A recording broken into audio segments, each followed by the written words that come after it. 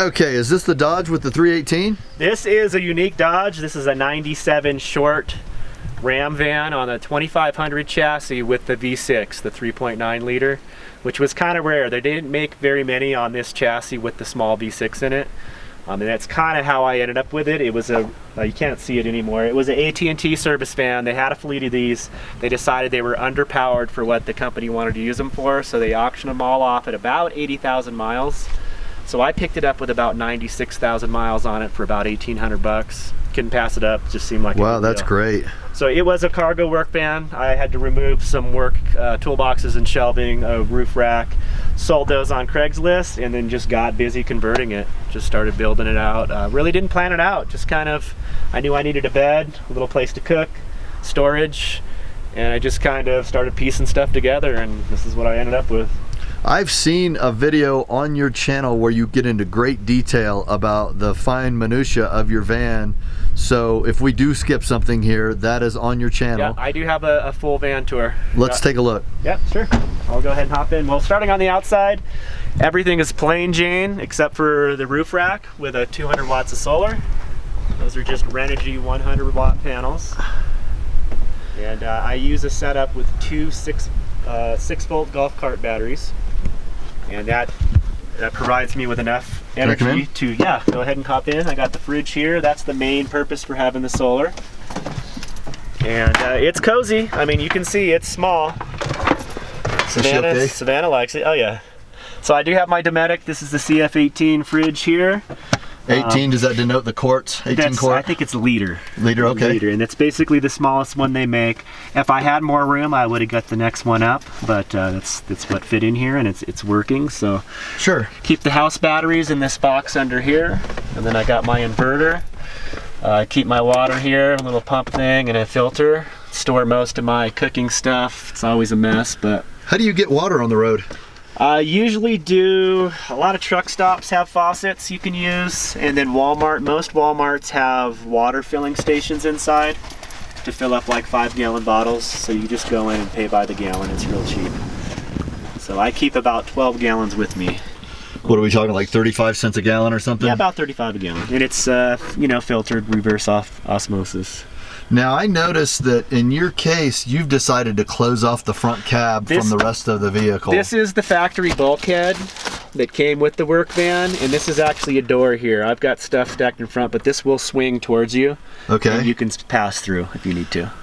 Is there a way that we could just get a peek in? Because I really like the fact that you have put an air conditioner in your rig in a way that I've never seen anyone do before, and I'd like everybody to be able to see that. Yeah, that was a temporary fix for when I was at a job that had hookups. So I basically just mounted an AC unit right in this hole here. Okay. Had it blowing in and left the front windows in the cab open with the fan in one of the windows to keep fresh air. And so that way the AC unit was pretty much contained within the van. I really liked that idea. Yeah, and it worked out. You know, it didn't have...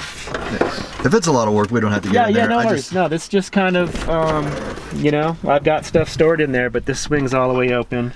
So you just hung the AC unit, the small window unit, in this little area, and nobody even knew you had AC hanging out your van if you wanted to be stealthy in some situation. But you're pulling power off of the shore power, so. Yeah, I was at a campground, so it was, you know, no big deal. If I end up knowing that I'm going to be in the hot weather again for another summer, I would probably install it in the back window.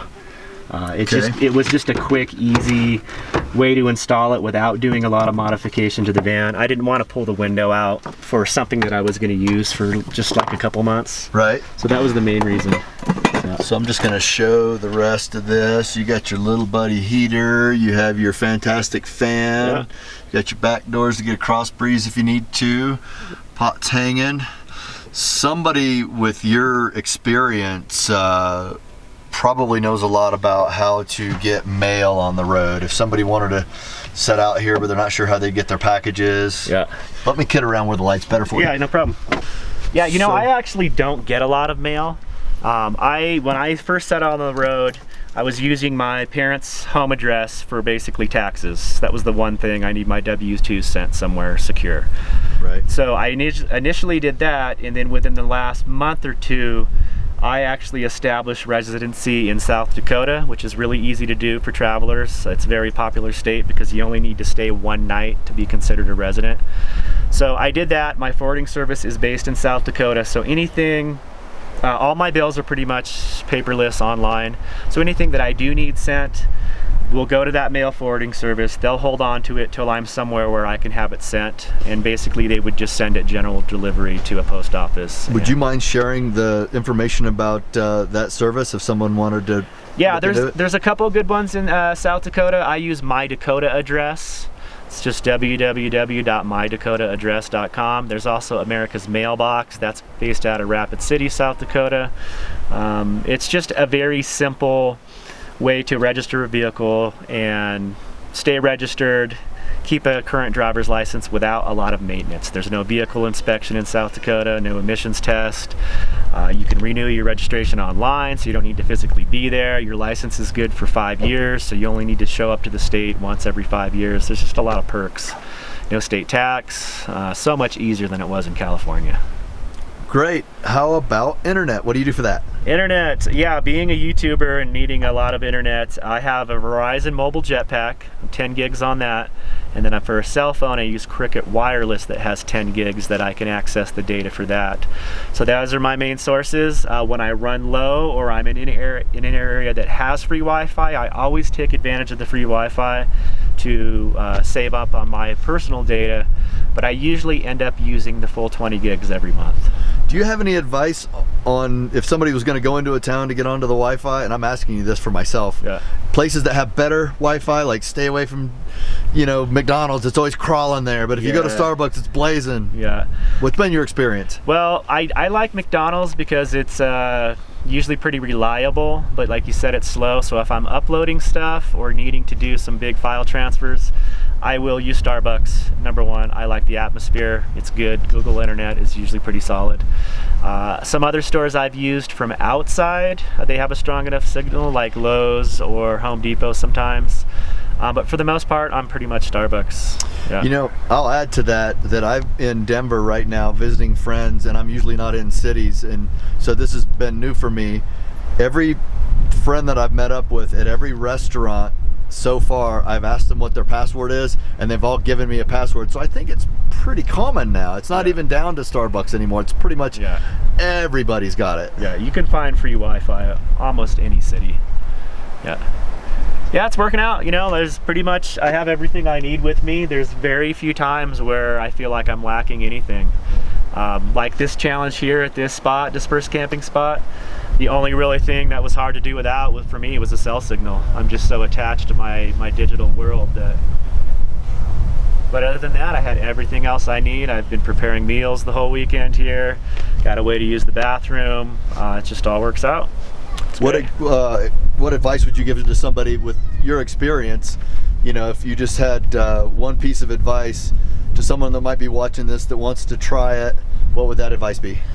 I would say just do it. Like anything in life, you can sit and think and fantasize year after year. And I think the real key is just getting out there and doing it. And the way to do that is to do it cheap, initially. Because there's a lot of people that get out here, they invest in, that's why there's so many motorhomes for resale. People have this idea that we want to get out and travel, they go big, invest all this money, get into debt doing it, and realize that's not even for them. So I would say go cheap, go simple. Vans are a great way, even minivans. You can pull the seats out, put your gear in, go out, go for a road trip, go for a 6-month road trip, 3-month road trip in the summer, and get a taste for it. And if you feel like it's something you like, there's so many resources on the internet to turn this into your actual life and just not a vacation, that for me, it's the best decision I've ever made. My life is, I'm so much happier than my life doing this than I've ever been doing anything else. I can speak to that too. You've just always seemed like a guy that's at peace and in a good mood anytime I've ever seen you or visited with you. What would you say you've got in your van all told? If somebody's watching this and they're trying to click the numbers through in their head, okay, $1,800 for the van, how much for the solar, how much for the fridge? What's it going to take somebody to get off and running like you are? I did it for $3 grand. I paid $18 for the van, and then the other $1,200. Basically, solar was the main investment.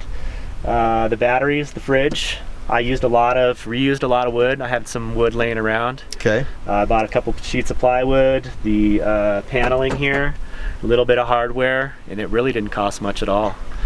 So as a juxtaposition to that, the last place that you stayed for any length, whether it be a mortgage or rent, what have you saved in your van compared to a year there?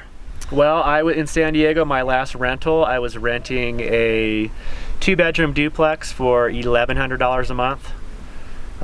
So since I've been in the van almost 3 years, I mean, whatever that is, over $1,200 a year. Yeah, 36,000 plus, yeah. Up between 36 and 40 off the top of my head. Yeah. So you've saved about almost 40 grand, and you're having the time of your life. Yeah. If anybody wanted to reach you, they have questions for you, how would they do it? Yeah, you can always visit my YouTube channel, which is AdventureVanMan. That's one word. Any of my videos always have my contact email in them. That's the best way to find me. I also have an email address, AdventureVanLife@gmail.com. You can always send emails there. Find me on Instagram, AdventureVanMan, one word. I'm on Facebook. I have a Facebook page, AdventureVanMan as well. So you can pretty much just AdventureVanMan on any of those platforms and you'll find me. You there, and you'll be in touch quick. Yep. My big thing is just to be helpful and expose that this lifestyle is doable. So any questions, any fears you're going through, that's why I put my email out there. Anything you want to just learn about or how I dealt with, that's why I'm doing this. I really enjoy sharing the experience, and the biggest part of why I enjoy sharing it is because people have told me it's inspiring, it's helping them formulate their ideas to change their life for the better. So that's what it's all about. And I can also speak to that. All my experiences with Brian, he's a great guy. You can tell he's a great guy just from visiting with him here. So don't let any questions go unanswered. Check out his YouTube channel. There's a lot of variety on there of his different experiences. You even have some of the jobs that you've done that you've done. I've reviewed the jobs. I've got some interviews, a lot of my day-to-day life, my travels where I go between the jobs, and just try to expose the lifestyle for what it really is, to give people a real genuine idea of what somebody like me, how I live out here. Thank you very much, Brian. Yep. And thank you for watching. And if you would, please like this video and subscribe if you haven't already to our channel. And also share this video with a friend that you think might get some benefit from it. Thanks a lot. Awesome. See ya. Thank you. AdventureVanMan, YouTube.